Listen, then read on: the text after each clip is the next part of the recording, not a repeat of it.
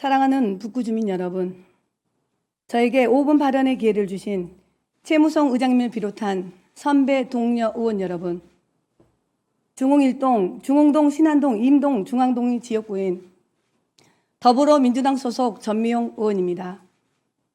저는 오늘 우리 구가 충분한 검토 과정 없이 졸속으로 추진 중인 저소득층 생활안전지원금 지급의 문제점을 지적하고 전면 재검토를 촉구하기 위해 이 자리에 섰습니다. 북구는 이번 제297회 임시회를 앞두고 저소득 주민을 위한 생활안전지원금이라는 명목 아래 총 40여 건 규모의 추경안을 편성하여 의회에 제출했습니다. 관내 기초수급자 및 차상위 계층 총 4314명에게 1인당 10만 원씩 온누리 상품권을 지원하여 내수경기 활성화를 유도하겠다는 내용입니다. 본의원 또한 분명 민생경제 위기 상황 속에서 고물가에 신음하는 저소득층의 생계 부담을 완화하고 침체된 지역 상권 활성화를 위한 집행배후 고민과 그 취지에 대해서는 10분 공감하는 바입니다. 하지만 제가 받아본 생활안전지원금 지급 계획과 추진 과정을 살펴보면 실제 이 지원금이 북구의 지역경제 활성화로 이어질지는 매우 회의적이며 사업성 검토 중 세심한 절차 없이 구청장 치적 쌓기를 위해 무리하게 추진되고 있음을 알 수 있었습니다. 먼저 문인 구청장은 지난 7일 의회 의장단에게 사전 설명하고 14일 오전 광주구청장협의회와 오후에 열린 소상공인 간담회에서 40억 원의 온누리 상품권을 풀어 관내 영세 소상공인을 적극 지원하겠다고 누차 강조했습니다. 그런데 돌연 지급 방식이 온누리 상품권에서 광주 상생카드로 변경되었고 이로 인해 지원금 사용처가 온누리 상품권 사용처인 전통시장과 골목형 상점에서 광주 상생카드 사용처인 연 매출액 30억 이하 사업장까지 확대되면서 지역 골목 상권과 연계한 소비 촉진으로 인해 관내 영세 소상공인 내수 진작이라는 본래 사업 취지가 매우 퇴색되었습니다. 그뿐만이 아니라 광주 전역에서 사용할 수 있는 광주 상생카드 특성상 북구민의 혈세로 만들어진 재원이 북구가 아닌 타 자치구에서 사용될 여지가 충분함에도 북구 내에서 얼마나 소비될지에 대한 검토 자료는 그 어디에도 찾아볼 수가 없었습니다.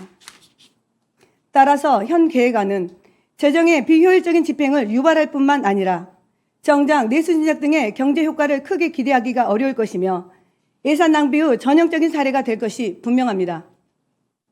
더군다나 지난 14일 소상공인 간담회를 개최하며 북구 소상공인 관련 단체가 아닌 동구, 서구, 남구, 광산구 등 타 자치구 소상공인 협의회장님들까지 참석시켜 아직 의회의 예산 심사도 받지 않은 저소득층 생활안전지원금 사업에 대한 설명을 하고 타구에서도 이 사업이 추진될 수 있도록 요구하는 발언까지 하며 무리하게 사업을 밀어붙이는 그 이면이 무엇인지 많은 궁금증을 자아내고 있습니다. 또한 기획조정실에서 각 부서에 시달한 제2의 추가경정 예산안 편성 기준에 따르면 신규 사업은 사업성 검토가 필수이며 사업의 필요성, 주민 수혜도, 예산 타당성 등 사전 검토를 철저히 하고 예산 편성 요구 전 사업계획 수립 및 방침 결정을 내부 결재에 득하여 예산 요구서와 함께 사업계획서 제출이 필수임을 명시하고 있습니다. 그러나 본의원이 이와 관련한 자료 요구를 한 결과 예산 요구 전 사업계획서가 없음을 확인하였고 부서에서는 예산이 의회에서 통과된 이후 결재를 받아 시행하겠다고 답변만 돌아왔습니다. 이번 제2차 추가 경정 예산안의 일반 회계는 기정액 대비 411억 원이 증액되었습니다. 이 중 자체 사업비는 80억 원에 불과하며 절반에 달하는 40억 원을 현금성 복지 사업으로 편성하면서 사업성 검토 하나 없이 이루어졌다는 점은 이 사업이 예산 편성 단계에서부터 세밀한 검토 없이 누군가의 지시에 의해 얼마나 졸속으로 예산이 편성되었는가를 여실히 보여주는 대목입니다. 이에 더불어 재원 마련에 대한 북구 관계자의 오락가락한 해명은 이 사업의 정책 신뢰성을 크게 훼손하고 있습니다. 각종 여론 보도를 보면 문인구청장과 북구 관계자는 예산 편성 당시 필수 경비 위주 강도 높은 예산 절감 등 건전재정 노력으로 생활안전지원금 사업비를 확보하였으며 실제 예산 부족으로 진행되지 못한 사업은 없는 상황이라고 말하였습니다.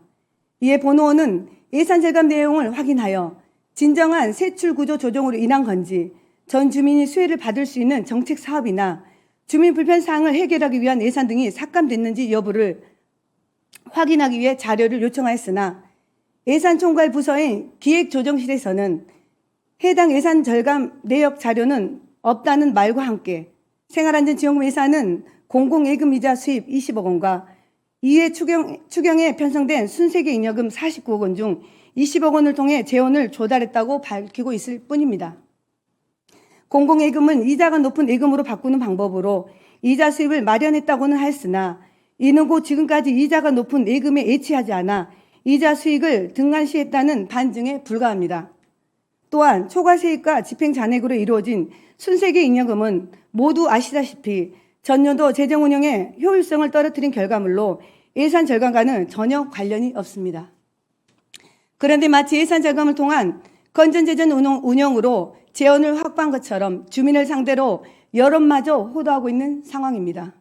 북구는 재정 자립도 12%로 전국 최하의 수준입니다. 이런 열악한 재정 여건 속에서 순수급이 40억 원이 소요되는 사업에 대한 재정 투명성이 확보되지 않는다면 의회는 집행부의 불투명한 재정 운영에 맞서 예산 심의권 등을 통해 강력한 민주적 통제에 의해 나설 수밖에 없음을 구청장께서는 명심하시기 바랍니다. 무엇보다 본 의원이 소속된 더불어민주당에서는 일면 전국민 25만 원 지원법이라 불리는 민생회복지원금 지원법 보편적 복지를 당론으로 채택하고 있습니다. 그러나 지난주 언론 보도에 언급한 바와 같이 북구의 생활안정지원금은 보편적 복지 기치와는 정반대인 일부 저소득층만을 대상으로 하는 선별적 복지 방식으로 추진되고 있습니다. 선별적 복지는 복지 사각지를 만들고 불필요한 행정력 낭비를 불러오며 소득계층 간의 분열과 갈등을 초래할 뿐만 아니라 더 나아가 저소득층을 위한 복지 확대를 더욱 어렵게 만드는 부작용을 낳게 됩니다. 실제 본 의원이 마을 곳곳을 돌아다니며 주민분들과 소통한 결과 현실은 비슷한 경제적 여건이나 산술적으로 구분된 기준으로 인해 저소득으로 선정되지 못한 분들은 생활안전지원금으로 인해 상대적 박탈감이 매우 컸습니다. 사랑하는 북구 주민 여러분, 지방자치가 부활한 지 34년 만에 접어들었음에도 북구 행정은 여전히 수십 년 전 과거에 머물고 있습니다.